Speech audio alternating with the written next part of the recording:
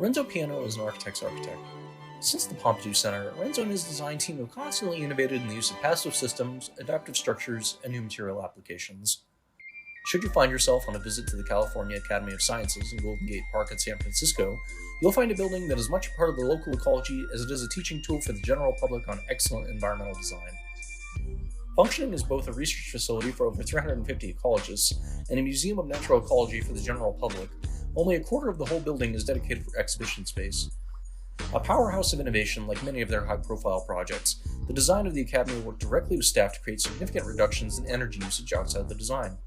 The data center within the facility, for example, was able to be restructured in partnership with the design team and researchers to save over 166,000 kilowatt hours of power, despite over 52% increases in computing power, saving the facility nearly 118 tons of CO2 annually. Additionally, through daylighting and natural ventilation processes within the exhibits themselves, the campus is able to use 30% less energy than required by code.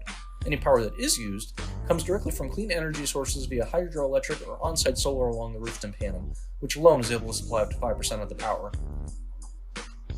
Speaking of the roof, over 1.2 million native California plants make up the Seven Hills-inspired form, which covers 2.5 acres or 87% of the roof area. To irrigate such a massive field, designers created a bioswale which captures and restores all excess stormwater from the roof and recharges the local water tables below.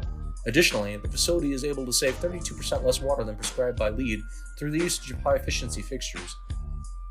The landmark round skylights found on the mounds not only function as daylighting, but also as heat chimneys in part with natural ventilation.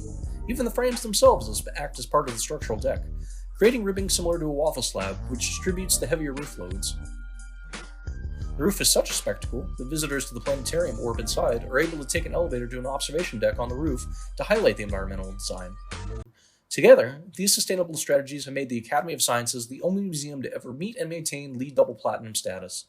It's not just the systems that have made this building an example of sustainable design, however. The over 11 million tons of recycled steel and 20,000 cubic yards of recycled concrete during the construction phase saved an additional 20.1 million tons of CO2 and embodied energy.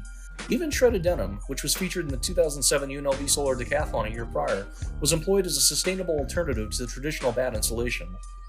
Beyond the recognition it received at the time from the ASLA, the Holcim, and Urban Land Institute for its ecological innovations, this building has been a constant reminder to design professionals to what good environmental design can do to the general public and to the perception of green architecture.